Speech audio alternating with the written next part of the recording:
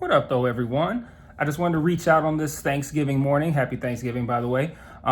Just to sit down and go over another quick episode with you guys. So I watched the first episode of the Saved by the Bell reboot.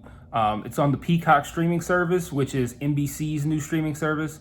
Well, calling it new is a little bit of a stretch. It's been around for a little bit, but when I say a little bit, I mean like a few months. Like it's not like brand spanking new, but they have a free service and they have a service that's a premium service that's $5 a month where you can watch original series, the full library of certain shows, and I think it's ad free. Or actually, I think it has another tier that is ad free as well. So there might be an extra tier, but either way, there's a free tier and there's a paid tier. The first episode of the new Saved by the Bell is on the free tier, so you can watch the first episode for free. It's a 10-episode season. If you like it and you want to watch the other 9, got to pay the $5 a month, or I don't know, maybe they have a trial subscription, something like that. But I want to get in front of you guys and give my immediate thoughts upon finishing the first episode.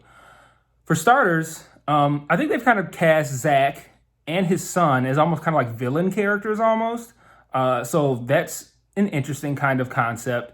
The concept of the show itself is interesting. So Zach is the governor of California, and in order to do for budget cuts, he cut like the funding to schools. So he had to close some like inner city schools, like the urban schools that actually need money, and this caused a lot of like people of color to get kind of displaced. So, once the people got pissed off, as they rightfully should, Zach was like, yo, I don't know what the fuck I'm doing.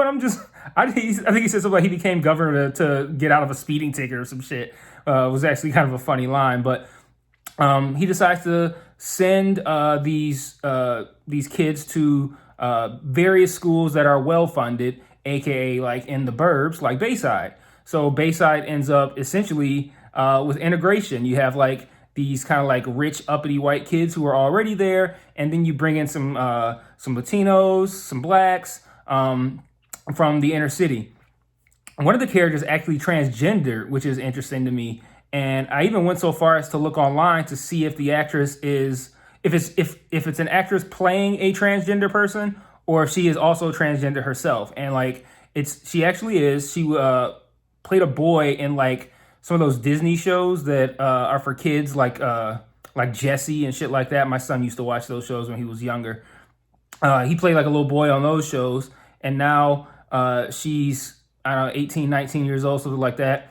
And I read an article that says she came out as transgendered in 2018. So, and she's transgender on the show, which which could make for an interesting dynamic. They mentioned it in like a kind of like an offhand kind of way. So that's going to be, well, that could be interesting. And because of this dynamic, this makes for a lot of potential interesting plot points, or even just individual scenes interspersed with the comedy that have a little bit of commentary on race and on class and things like that. So that's a dynamic that the show can kind of loop in current themes, and it can resonate more with people now because a lot of shit from the 90s isn't going to resonate. So it helps give, a show that's based on 90s themes and whatnot, a little bit more of a present day feel. The new cast is pretty interesting. The new cast, as far as like the ones who came from the urban schools, I find most of those characters to be interesting. Surprisingly, the least interesting character on the show so far is the one who plays Zach's son. Not really funny, not really interesting, doesn't really bring much to the table, kind of like Zach did. I mean, if we're being honest, the comedy on that show really came from Screech. So, you got this kid playing Zach's son. He's all right. But the show itself, it's at least in just this first episode, was a little bit funny, but I was more interested in the dynamic of what is it going to be like for these kids who come from lower to middle income areas moving into Bayside with these, rich, uppity white folks. So it makes for an interesting dynamic. They got paired up in the first episode with they call them a Bayside buddy. So Zach, I call him Zach. His name's Mac. real creative. Matt got paired up with one of the new kids. Jessie is both in the show, and her daughter is one of the main characters. I'm sorry, her son is one of the main characters. Slater is in the show. They're not together, by the way, which I thought was interesting. Maybe everybody knew that. I didn't. But Slater and Jessie are not together in this show. Apparently, Jessie's married to someone else. We don't know who that is, but she's married to someone else. I think his name was Renee or something like that. And for all I know, that might have been somebody that got introduced in one of those later, that college version of Saved by the Bell, which I watched, but I don't remember that well. So she has a kid, not by Slater. Slater, we don't know his relationship status. I don't know. Let's see, what else of note is there?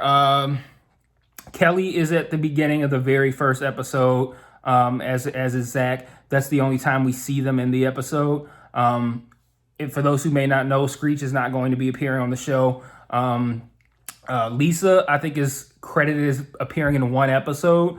And there was a time where they were saying that she was not approached to be on the show at all. So I would imagine that was probably something that was added in later. So it's probably like her on like a Zoom call or something like that. But I'd say so far it's a pretty interesting show. I'm going to watch the other 9 episodes just to get an idea of like, okay, is this going to get funnier? Is this going to, are we going to have some heavy hitting topics like, with Jesse and the drugs and shit like that they had in the original show? And last thing of note, before I wrap this up real quick, this is not a kids show. It's like TV 14, and there's some pretty strong language. Like someone says dick in there. Someone says bitch. So this isn't something where you can be like, oh, I watched Saved by the Bell when I was 8. So here, 8-year-old, come watch Saved by the Bell with me. And it's gonna be like, okay, so we're talking about dicks now. Like, so that's pretty much that's it for this quick little assessment of the first episode. By the time I put out a new episode of the podcast, One Mic, the full episode, by the time I actually put out one where I talk about Saved by the Bell, I probably will have watched the whole season. We're talking 20, 25-minute episodes a piece. Not going to take me too long to get through 10 of those. So I would imagine I will have watched the whole thing by the time I put out this podcast episode. So make sure you stay tuned to your podcast feeds for One Mic and get that episode when it comes out, hopefully sooner rather than later. All right. Peace.